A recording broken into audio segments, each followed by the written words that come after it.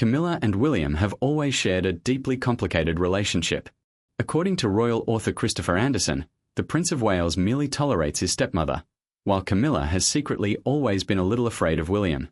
That fragile veneer of politeness has officially shattered.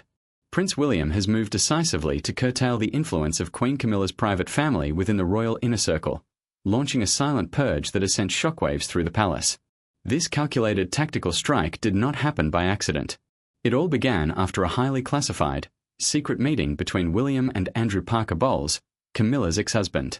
During this explosive encounter, Andrew reportedly unburdened his conscience, exposing long-buried truths about how Camilla had quietly and systematically expanded her reach from within the monarchy. She had been pulling her son, Tom Parker Bowles, her daughter, Laura Lopez, and her entire immediate family deeper into the fold of royal privilege and unearned luxury. Secrets that Camilla had kept hidden for decades are now violently coming to light, and William wasted absolutely no time taking action. Invitations were abruptly rescinded, unofficial privileges were stripped away, and doors that were once wide open to the Parker Bowles family began to slam shut. The tension reached a boiling point when Camilla discovered that her children and grandchildren were being systematically frozen out of the very power circle she had painstakingly built over 20 years. Now, Camilla is left entirely furious, trapped in her private quarters, while William remains cold, resolute, and completely unyielding. King Charles III finds himself caught in the agonizing crossfire between his powerful, enraged wife and the fierce heir to his throne. But what exactly did Andrew Parker Bowles reveal during that fateful meeting that prompted William to deliver such a devastating final verdict? The answer lies within the hidden history of Camilla's rise to power, a story that Andrew Parker Bowles knew better than anyone else alive.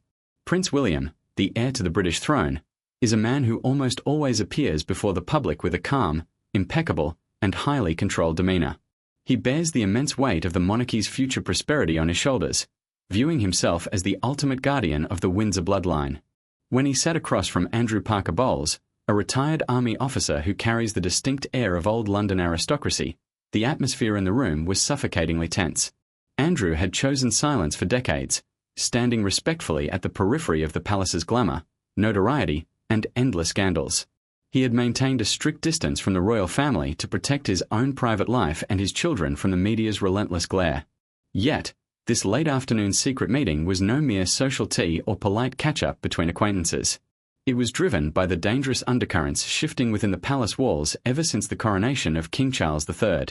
Andrew Parker Bowles stared intently at the swirling steam rising from his teacup, weighing every single word before stepping into the forbidden territory of his family's past. When he finally spoke, his low, clear voice opened an entirely new, terrifying chapter in the young prince's understanding of his stepmother. Andrew did not hesitate to completely strip away the carefully crafted varnish from the raw truth about Camilla, the woman with whom he had shared a bed and a life for many turbulent years. He spoke with brutal honesty about the days long before Camilla officially crossed the palace gates as a royal bride, detailing how she had patiently, skillfully, and ruthlessly woven a tangled web of connections within the highest echelons of the British aristocracy. It was no coincidence or twist of fate, but rather a meticulously calculated, decades-long strategy to expand her personal influence and lay a solid foundation for an unshakable position of power in the future. William listened intently, his brow furrowing as the reality of the situation began to set in. Each of Andrew's words struck like a heavy hammer against the inherent vigilance of a prince trained from birth to protect the crown at all costs. But what Andrew revealed next crossed a dangerous line that William could never ignore. Andrew confessed that behind Camilla's devoted, humble, and supportive exterior when she first married the then Prince Charles, lay a deeply calculated, long-term plan to bring her own non-royal family closer to the centre of British sovereign power. Andrew admitted to William that he had witnessed firsthand how his own children, Tom and Laura, were gradually and strategically arranged to appear at highly symbolic events. These ranged from official, high-profile state ceremonies to deeply private, exclusive gatherings of the global elite. Continuously legitimizing Tom and Laura's presence under the gentle guise of simply being the Queen's loving family was actually a highly sophisticated, cloaked maneuver. It allowed the Parker Bowles family to quietly benefit from her rising royal status, creating an unofficial yet incredibly powerful circle of influence right at the very heart of the British monarchy. Andrew Parker Bowles' sudden candor did not stem from old malice or bitterness over their divorce, but rather from the deep concern of a traditional man who thoroughly understood the strict rules of the aristocratic game. He knew that once the boundaries between legitimate royalty and private citizens begin to blur, Dangerous instability and public backlash inevitably follow. These raw confessions instantly ignited a fierce fire of anxiety and protective rage within Prince William.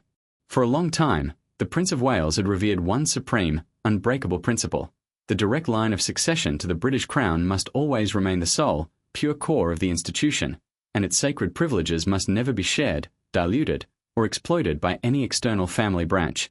The silent, creeping rise and infiltration of the Parker Bowles clan, exposed through the vivid details Andrew had just laid bare, crossed William's absolute red line. A dark fear began to gnaw at William's mind, the terrifying realization that the line between the legitimate royal family and his stepmother's private kin was becoming dangerously, unacceptably thin.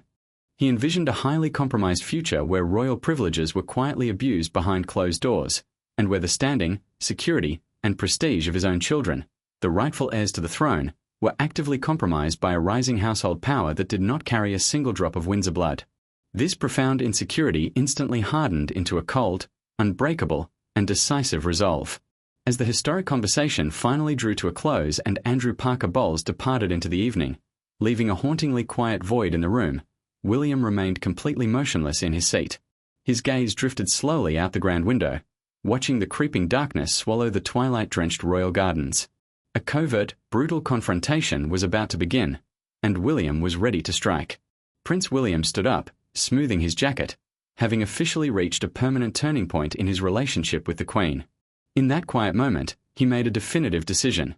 He would immediately and thoroughly review the entire role, public position, and unofficial privileges of the Parker Bowles family in all future royal affairs. There would be absolutely no room for compromises or emotional pleas when the sanctity of the crown needed protecting. The ruthless action plan was drawn up by Prince William over the following days, carried out completely behind the scenes without any public fanfare, but with a crushing, invisible pressure that left Camilla's faction reeling. Sitting behind the large, imposing mahogany desk in his private office, William slowly turned the pages of a confidential document detailing every upcoming royal event, state dinner, and high-profile gathering scheduled for the year. Facing him were his two closest, most trusted strategic advisors, men with cold, analytical minds who maintained absolute, unwavering loyalty to the direct line of succession. William said very little, letting the silence in the room do the talking. He merely tapped his finger firmly against the bolded names on the tentative guest list: Tom Parker Bowles and Laura Lopez. His gaze was ice-cold, signaling an irreversible, non-negotiable command to his staff. The comprehensive review of unofficial privileges began quietly but thoroughly within the administrative offices of the palace.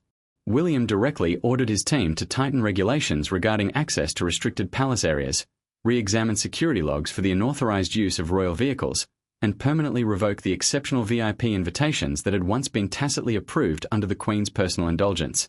Each of the prince's swift actions was decisive and meticulous, functioning like a surgeon carefully separating foreign, parasitic tissue from a living body. He knew he was intentionally sparking an internal family storm of epic proportions, but his supreme responsibility to protect the monarchy allowed absolutely no room for hesitation. These systematic changes quickly produced the first devastating fractures within the family dynamic. At subsequent high society charity events and international diplomatic galas, Tom and Laura's sudden absence became glaringly obvious to those with a keen eye for palace optics. From once being regular guests of honor seated proudly in the front row close to their powerful mother, they now found themselves tactfully, firmly pushed to the absolute fringes of royal society. The special security passes that had once granted them free, unhindered access to restricted royal palaces were suddenly declared expired, caught up in administrative regulatory updates. Tom Parker Bowles, who was highly accustomed to media attention and social deference due to his status as the Queen's son, began to feel a freezing cold shoulder from the royal protocol staff, people who had once bowed deeply to him but now looked at him with distant, bureaucratic, and uncaring eyes. Laura Lopez also noticed that her invitations to private, aristocratic gatherings suddenly grew incredibly scarce, as if an invisible, omnipotent hand had violently struck her family's name from the inner circle social registries. This aggressive shrinking of their daily influence occurred so quietly and smoothly that initially, even the famously sharp Queen Camilla did not suspect a thing. While preparing for a massive official reception for a visiting foreign delegation, Camilla happened to catch sight of the final, locked seating chart approved by the office of the Prince of Wales. Her eyes widened in absolute disbelief as she realized her children's names had vanished entirely from the guest list, ruthlessly replaced by legitimate blood royals and high-ranking government officials. When she questioned the head of protocol with open, vibrating displeasure, the official merely bowed deeply, avoiding her furious gaze. He replied in a highly respectful but entirely mechanical, unyielding tone that they were simply following the brand new standard guidelines on security and succession protocol issued directly from the air. At that exact moment, a chill ran down Camilla's spine as she stood frozen in the Grand Palace corridor. Her hand gripped the leather document folder so tightly that her knuckles turned completely white. The raw, terrifying truth lay completely bare before her eyes.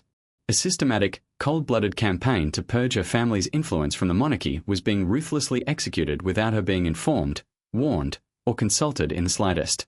The sudden realization that Charles's son, the man with whom she had tried to maintain a fragile, polite truce for so many years, dared to completely bypass a sovereign authority and strike her children so mercilessly made her chest heave with a mixture of blinding rage and deep humiliation. Walking back to her private quarters, Camilla felt the profound, terrifying